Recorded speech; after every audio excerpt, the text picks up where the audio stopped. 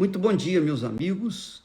Que Deus abençoe a vida de cada um de vocês, fazendo de cada um a própria bênção.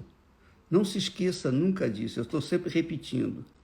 Essa é a principal vontade de Deus, que cada um de nós seja a própria bênção, a exemplo de Abraão. Abraão era a própria bênção porque Deus o abençoou.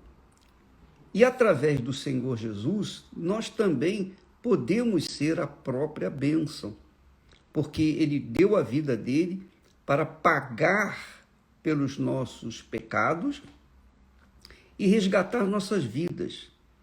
Portanto, nós fomos salvos através do pagamento com a vida, com o sangue do Senhor Jesus.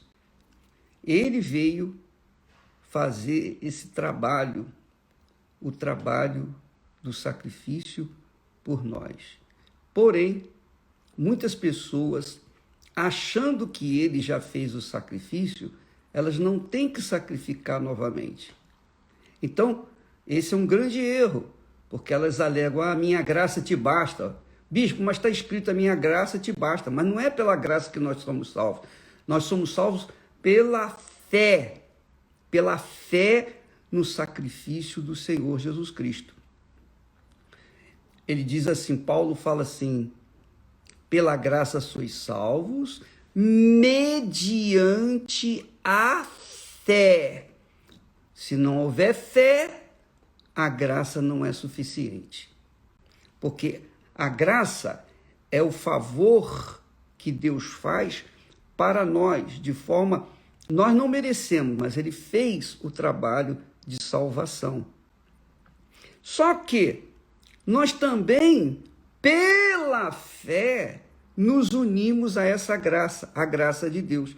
Portanto, Deus manifesta a graça para nos salvar. E nós manifestamos a fé para sermos salvos. Quer dizer, há esse casamento da graça com a fé. Portanto, quando Paulo fala que pela graça sois salvos, mediante a fé, porque é a fé que nos justifica no Senhor Jesus, então cola uma coisa com a outra, então aí vem a salvação. Agora, não é só isso, não. Você tem que entender, minha amiga e meu amigo. Por exemplo, você vai no mercado ou vai no shopping e você compra uma geladeira, uma televisão. Você paga à vista e depois você vai receber na sua casa o que você comprou. Não é assim que acontece? Você não sai com a televisão na cabeça? De jeito nenhum. Nem com a geladeira na cabeça. Então, o dono, o proprietário, manda entregar na sua casa aquilo que você comprou, seja geladeira, televisão ou etc. Ora, Jesus fez exatamente isso. Ele veio a esse mundo e pagou o preço pelas nossas almas. Pagou. Ele comprou a sua alma, ele comprou a minha alma, ele comprou a alma de toda a humanidade, Só que nem toda a humanidade entrega a sua vida ou se rende ao Senhor Jesus.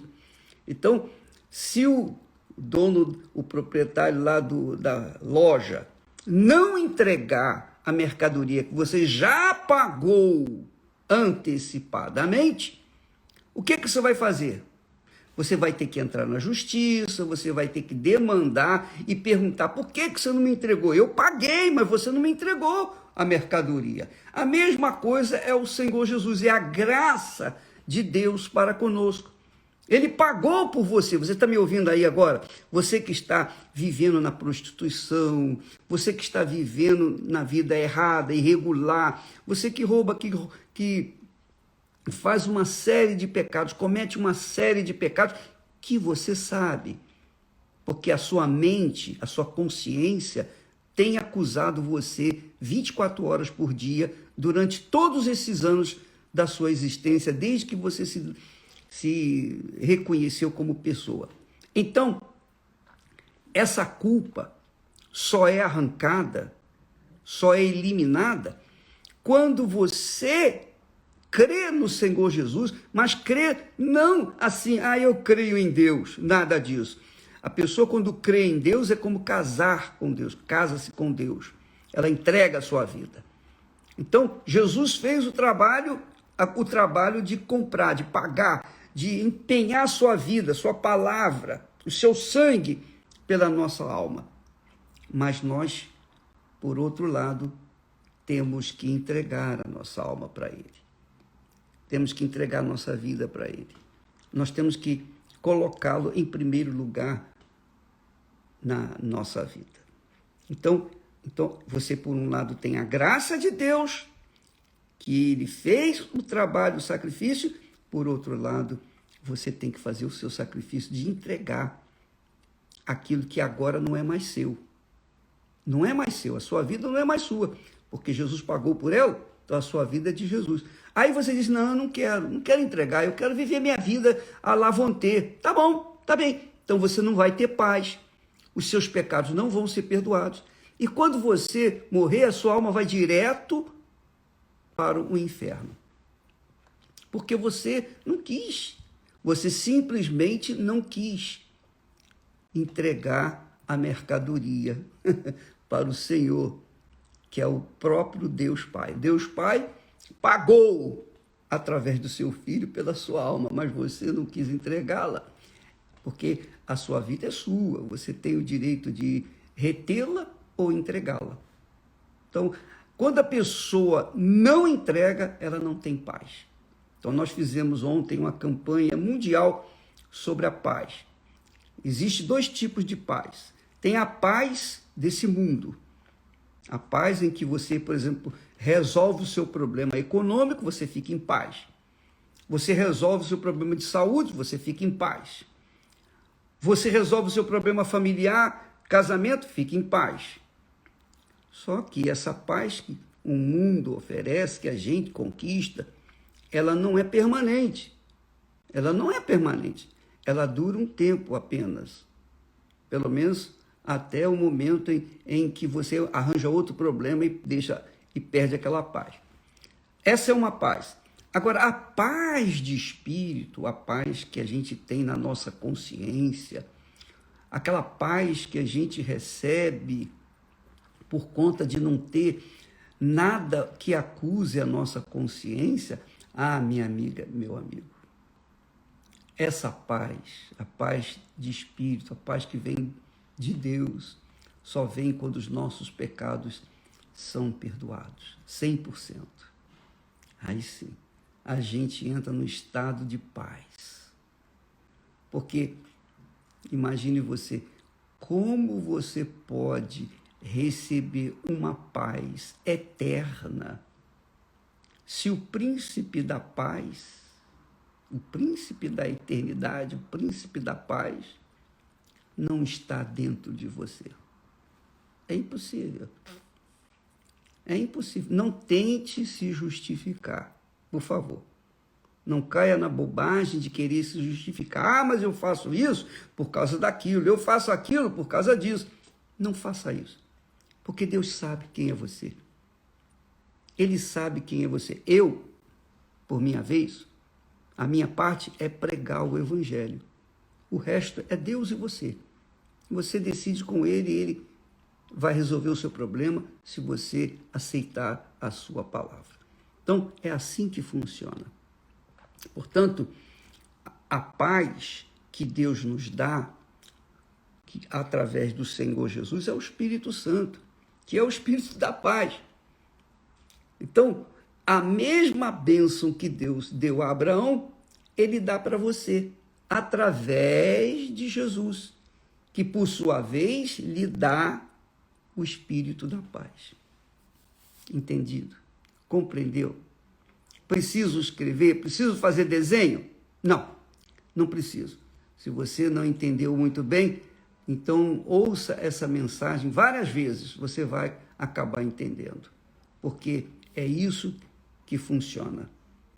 Por um lado, nós temos a graça de Deus, que nos salva. Nos salva, quer dizer, a parte de Deus nos salva. Mas tem a nossa parte, que é a fé. Então, Paulo falou, a minha graça te basta, a minha graça te basta. Somos salvos pela graça, mediante a apresentação da nossa fé. E essa apresentação da nossa fé é a nossa entrega total, completa, incondicional. Incondicional. Entendeu? Então, se você não tem paz, perfeita paz, a paz gloriosa que vem do alto, é porque você não entregou a sua vida para Jesus. É como ele mesmo disse, no que diz respeito à Santa Ceia. Ele disse assim, quem não comer da minha carne e não beber do meu sangue, não tem parte comigo. O que ele quis dizer com isso? Ele quis dizer o seguinte, quem não concordar com o meu sacrifício e se sacrificar também por mim, não tem parte comigo. Eu me sacrifiquei por vocês. Agora vocês têm que sacrificar por mim. Esse é o casamento que nós fazemos com Deus. Sacrifício pelo sacrifício. Então, quando a pessoa participa da Santa Ceia e ela está concordando, ó Jesus, eu como este pão e eu aceito os termos desse nosso casamento, dessa nossa aliança. Eu aceito renunciar à minha vontade, renunciar a esse mundo sujo.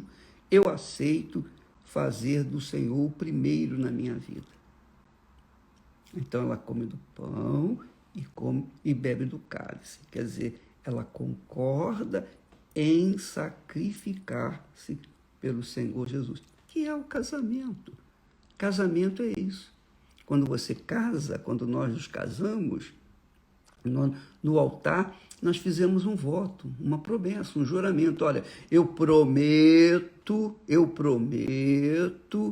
servir a você, seja na saúde, na doença, na pobreza, na riqueza, em qualquer tempo eu prometo servi-la. E você fala, eu prometo servi-lo. Então, há um juramento de ambas as partes. E quando a gente casa, um serve o outro. Um vive em serviço do outro, em função do outro. Ninguém é cabeça assim, eu que mando. Não. Todos têm que sacrificar um pelo outro. Os dois têm que sacrificar um pelo outro. Do contrário, não existe casamento. A mesma coisa é a nossa fé, a nossa crença no Senhor Jesus. Não adianta você dizer, eu creio em Deus, mas se você não faz o seu sacrifício por Ele, nega a sua própria vida, nega-se a si mesmo, a sua vontade, para fazer a vontade dEle, então não tem casamento, e aí você fica chupando o dedo. Minha amiga, meu amigo, Deus abençoe a você, espero ter ajudado, em nome do Senhor Jesus Cristo. Amém.